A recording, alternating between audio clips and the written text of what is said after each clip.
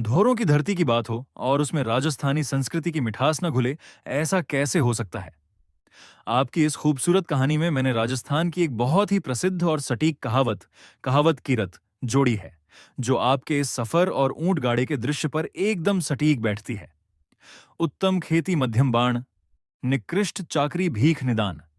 यानी खेती का काम सबसे उत्तम और स्वाभिमान से भरा होता है, और जब धोरे की माटी में अपनों का साथ हो, तो वो सुकून अनमोल बन जाता है। धोरों की धरती और अपनों का साथ। खेत का एक यादगार सफर आज का दिन बेहद सुकून और सादगी से भरा रहा। हम अपने दोस्त मुरलीधर के साथ पैदल ही खेत के लिए निकल पड़े। मकसद था खेत में पहले से कटे हुए रखे कुछ झाड़ घर लेकर आना।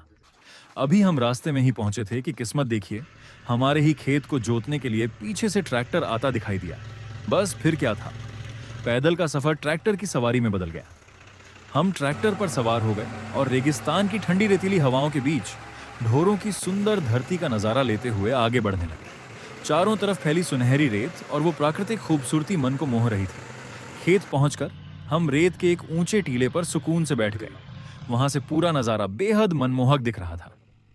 एक तरफ ट्रैक्टर खेत की मिट्टी को जोत कर नई फसल के लिए तैयार कर रहा था, और हम टीले पर बैठे इस सुकून को महसूस कर रहे थे। हमारे बुजुर्ग सच ही कह गए हैं, उत्तम खेती मध्यम बाण। खेत की इस मिट्टी में जो जुड़ाव और आनंद है, वो दुनिया के किसी कोने में नहीं। तभी पीछे से रेगिस्तान का जहाज, यानी हमारा ऊंट गाड़ा भी खेत में आ पहुंचा। हमने मिलकर सारी कटी हुई झाड़ियों को सलीके से गाड़े पर लादा, अपना काम समेटा और ढलते सूरज की लालिमा के बीच ढोरों को निहारते हुए वापस अपने घर की तरफ निकल पड़े।